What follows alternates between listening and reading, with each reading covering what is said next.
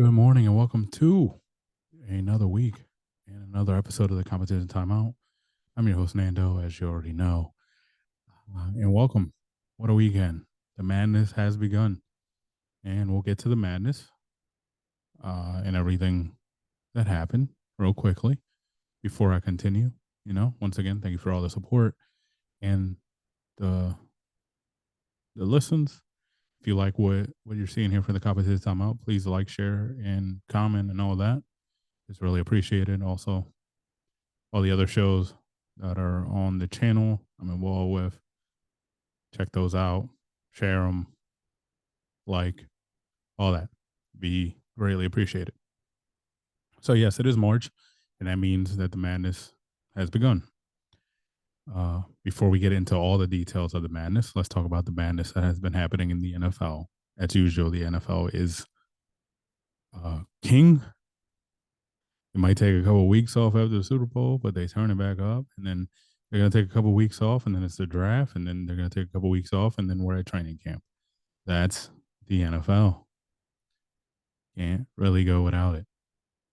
All right. So since the last time we talked, and since the last time you might have seen me either here or on the Nando Rome show, free agency, the new league year did start on Wednesday.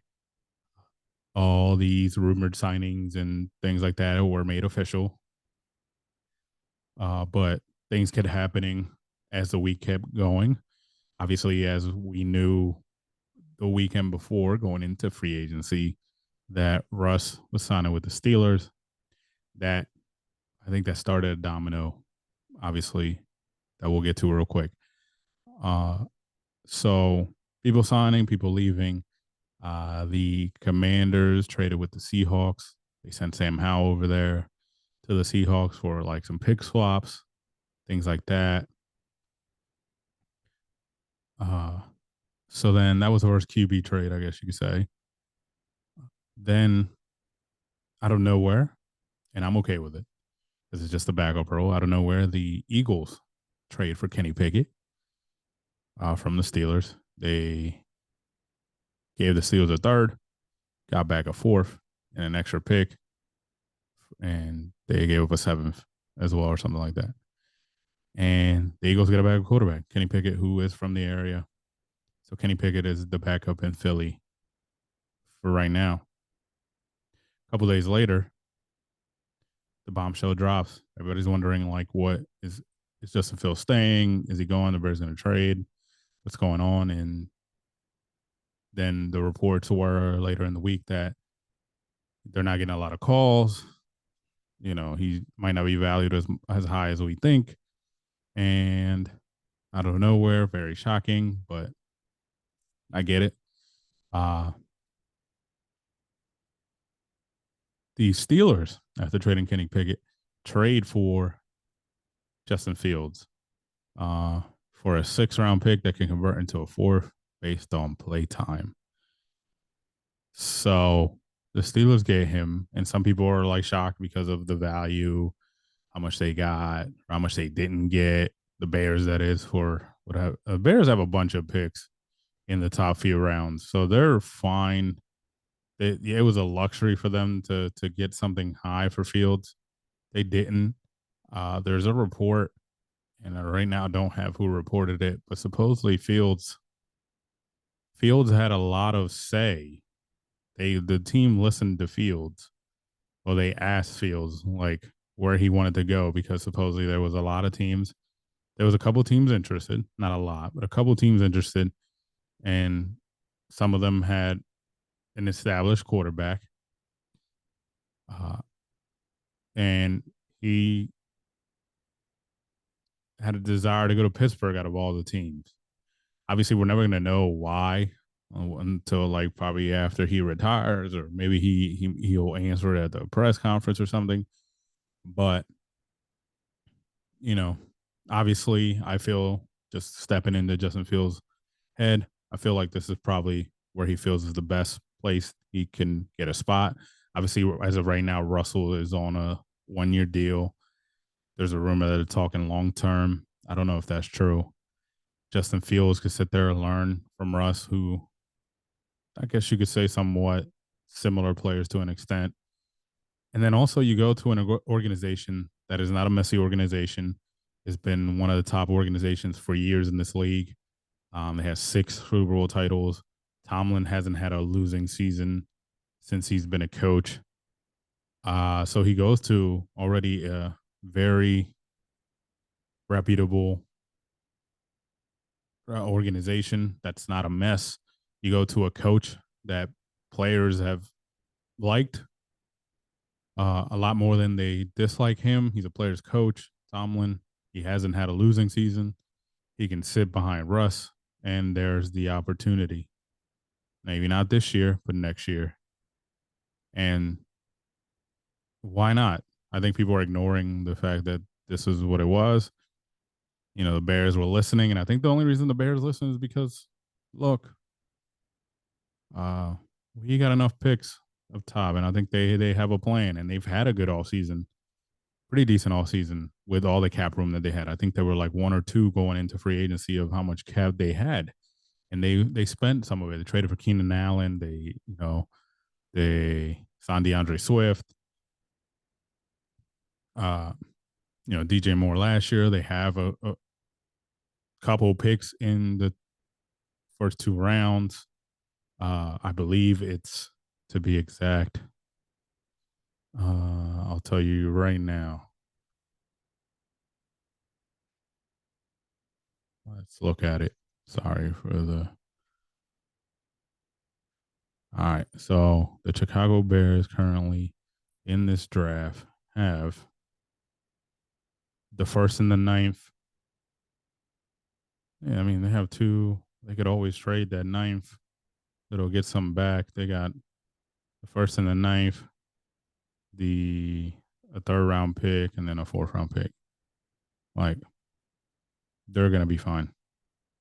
So far this offseason, Kevin Byard, DeAndre Swift, Gerald Everett, Jonathan Owens traded for Keenan Allen. So this is not a crazy team. Traded for Ryan Bates as well at center. So yeah, this is not going to be a crazy bad team. They've made some moves. There still could be some draft day, something like that. But yeah, they'll be all right. They'll get Caleb Williams with the first pick, with the 9th pick. They could go wherever they want. They could have a choosing. They could trade back, get more.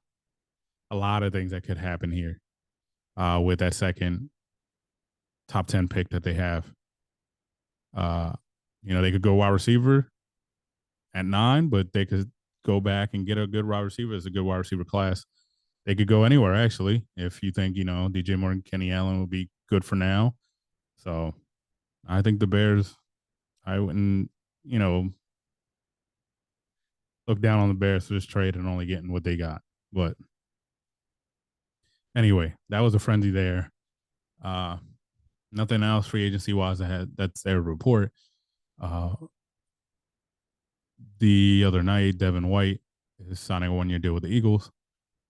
So that was one of somewhat big name linebacker that was left out there. And then Jerome Baker, who was a Dolphin, signed with the Seahawks. So everything's a little slow for now. We'll see as the draft picks up. This is maybe like 3rd, 4th wave. So you're going to see a lot of 1-year deals, a lot of cheap, flyer deals and things get done. But yeah, that was the start of the madness there. In the NBA, there was a couple of good games this weekend. Bucks beat the Suns yesterday. The Heat beat the Pistons on a last-minute 3 by Bam and a last-minute shot by Kyrie as the Mavs beat the Nuggets. So Boston clinched a playoff spot in the East. Nobody's clinched anywhere else. So, yeah. The NBA will keep going, but it's about to ratchet up. And that's where we're at. Okay, the madness is here. So, the conference tournaments are done. The brackets were announced. for the tournaments. In the men's tournament, the 4 number 1 seeds are UConn, Houston, Purdue, UNC. Those are the top seeds of the regions. So that'll be your men's top seeds in the regions. If I can look at the bracket, give me 1 second. Okay. So yes, in the East, UConn, obviously they do regional stuff like that. The 2 seed in that bracket is Iowa State. In the West, North Carolina, top seed. Arizona is the 2 seed. Purdue is the Midwest 1st seed. Tennessee is the 2nd seed in the Midwest. Should be fun. In the South, we got Houston, the top seed. Marquette's the 2nd seed. Duke, 4th seed there in that bracket. And Kentucky, tough one there. So that'll be good down the line. All right. In the women's tournament,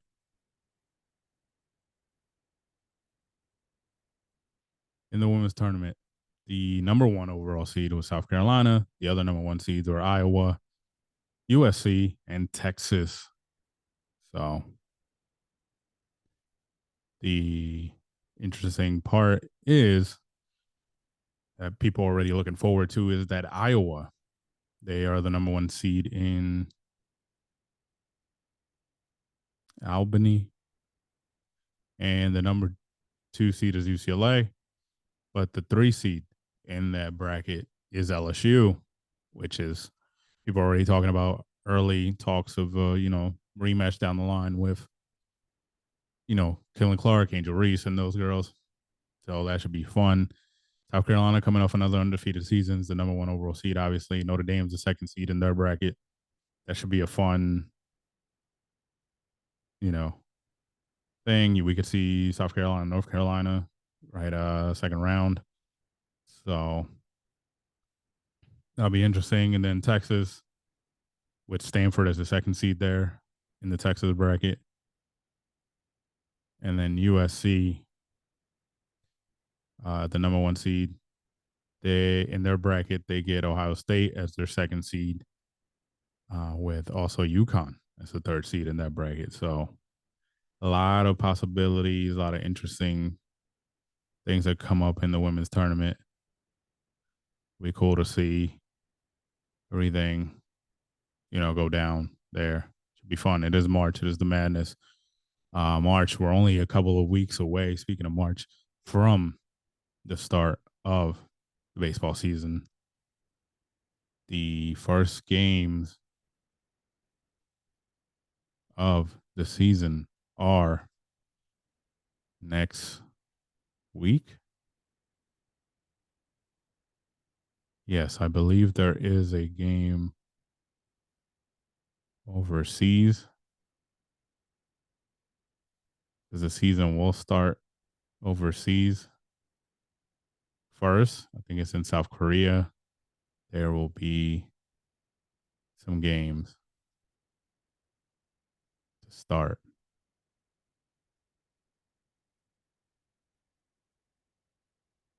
But the season starts March 28th, so we're 10 days away. So that's going to be really fun. Spring training is coming to an end, and the season will be here before we know it. So we'll be talking about it here on the competitions I'm out, as you know. So, yeah, guys, get ready for that madness. I'm excited. March is a really fun month for me. NCAA tournaments. The ending of NHL season, NBA season comes around, starts late March, early April. Those 2 seasons, then NBA, NHL. We start ratcheting that up. The tournaments, that starts to get fun. The start of baseball is a really good time of the year. And I'm excited. Formula One's already going. NASCAR's already going. So there's a lot going on in the calendar coming up is one of my favorite times of the year. So, with that being said, as usual, thank you for tuning in. Appreciate all the support. Uh, we'll see you guys next time here on the Conversation Timeout. Peace.